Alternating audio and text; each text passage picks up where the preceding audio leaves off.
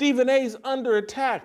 He picked the wrong fight with Jason Whitlock. We told this guy Whitlock is out of his weight class, but he chose to get in this arena with me, and now he's in over his head, and so he's tagging other people into the ring. Kenny, hop on in here. Whitlock's killing me.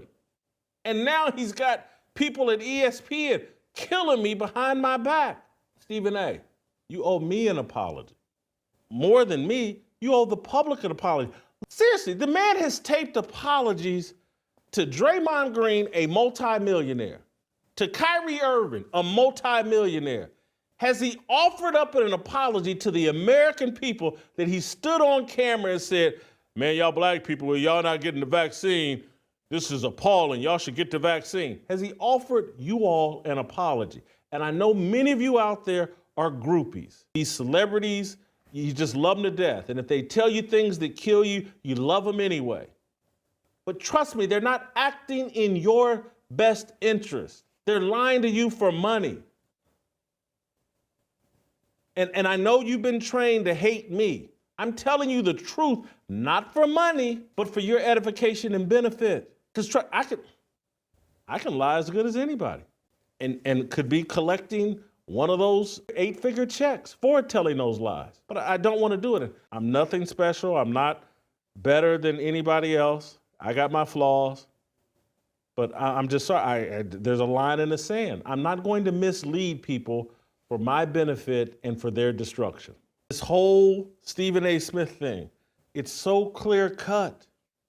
This is a game they're playing on the public. They're playing on you. And now they're roping other people into it.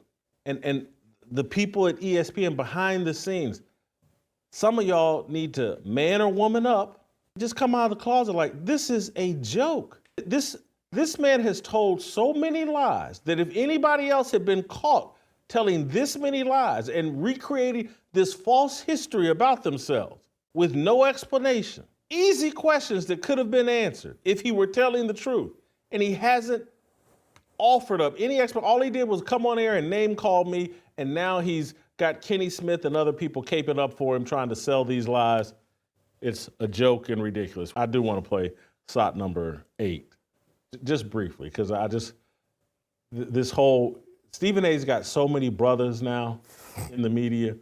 Everybody's his brother. He's got a new memoir out that we're about to talk about. He's also my brother. Queens is in the building.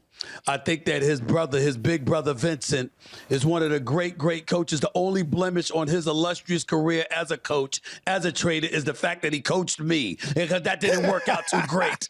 I'm talking about the one and only Kenny, the Jet Smith. What's going on, big time? How are you, man? What's going on, man?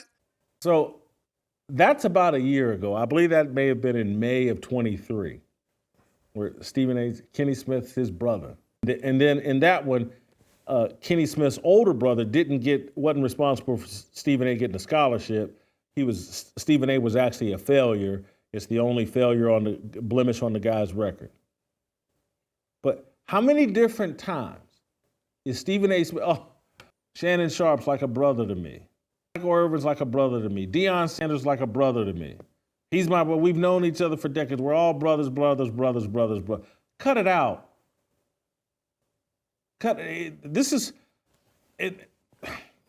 Stephen A. Smith's brother passed away in a car accident when Stephen A. was maybe in his 20s, I think.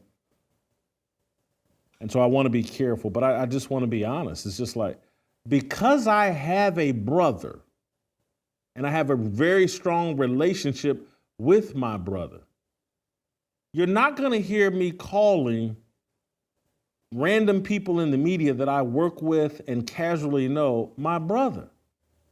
It's just not going to happen. Now, are there some guys that I grew up with? Willie Clark, some guys that, I played college football with, Todd Fennell, Ralph Wise, Tim Walton, that, they like brothers to me. Yes. Those are people I have real connections to. These people that are on TV that I know in a press box and maybe had dinner with them at a few events, they're not brothers to me. And again, I don't want to embarrass or get in trouble the people in the media that I'm very friendly with, because I don't want them to catch the heat for just being friends with me. But love them to death, but they're not like brothers to me. See, there's an alliance among these television elites that supersedes everything. I don't know if they're all Freemasons. I don't know if they're all Boule. I don't know. But they're all in on a lie, and there's a brotherhood amongst them of protecting the bag for each other. And we're all in on this together. And again, it's a criminal conspiracy in many regards. We're going to keep lying and protect each other that are lying so that we can continue to make millions of dollars and mislead the public.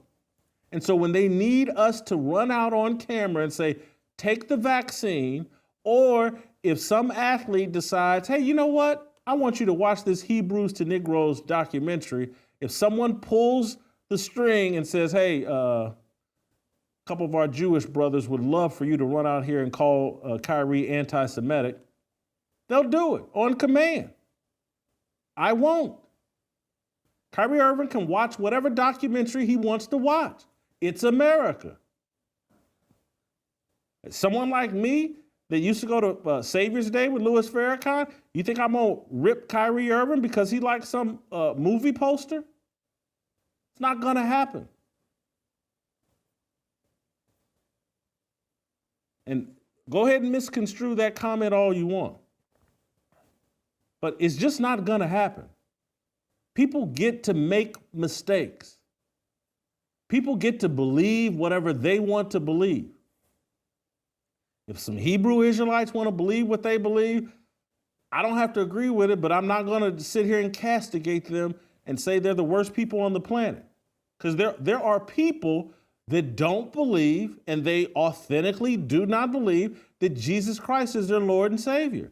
I happen to believe Jesus Christ is my Lord and Savior. But I'm not going to shred the people that don't.